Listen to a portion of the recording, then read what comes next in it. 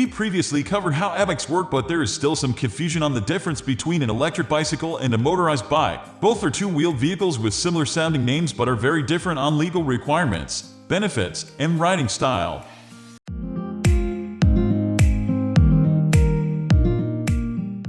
Electric bike vs motorized bike. It's quite easy to differentiate the two with a simple assessment of how it looks and functions. An electric bike looks very similar to any regular bike like the ones you learned to ride from as a kid. If you take a look at our e-bike Cruiser, it looks almost like its non-electric cousins. An e-bike has the same general components that make up a bicycle: pedals, handlebar, gears, shifters, chain drive, and a bike frame. What makes it different from a regular bike is the electric part of the setup, namely a motor, the control system for the motor, and a battery to power it all. Typically, electric bike batteries are between 250 and 750 watts, meaning they put out about 20 to 50 volts and 10 to 12 amps. Our Cruiser bike uses lithium batteries, which last longer and charges faster than lead-acid batteries. The battery powers the bike's motor, giving you an extra boost which may feel as being pushed. Some e-bike models have the motor setup in the rear part, or what may be known as rear hub setup. Other e-bikes have what is called a mid-drive motor, which sits in the middle of the bike and engages the drivetrain. The big difference is important because it means the motor interacts with the e-bike's gears the same way you would.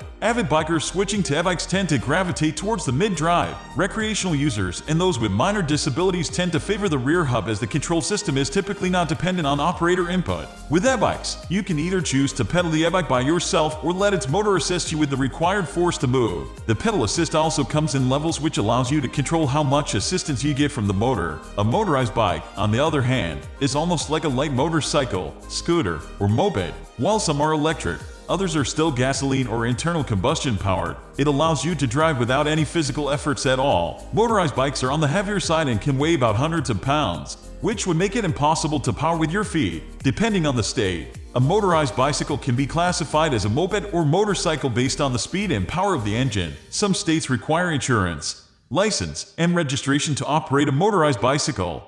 The differences between an e-bike, moped, and scooter. Electric bikes have pedals and provide a form of exercise with a pedal assist mode. Most motorized bikes or mopeds do not have pedals and therefore do not provide a lot of physical exertion. Depending on the state, motorized bikes and mopeds often require an insurance, driver's license, and registration. An electric bike is considered a bicycle and is allowed to travel on bike lanes and paths, as well as park in bicycle areas. The transportation department limited this to bikes under 750 watts, which should be considered when selecting an e-bike. While mopeds can sometimes travel on bike lanes, they are not allowed on sidewalks nor bicycle parking. Electric bikes are generally limited to a speed of 20 mph for a Class 2 without pedaling, while mopeds are generally allowed to have a top speed of 30 mph. We are going to end this video right away. If you have any query or information to share, please leave a comment below. Thanks for watching.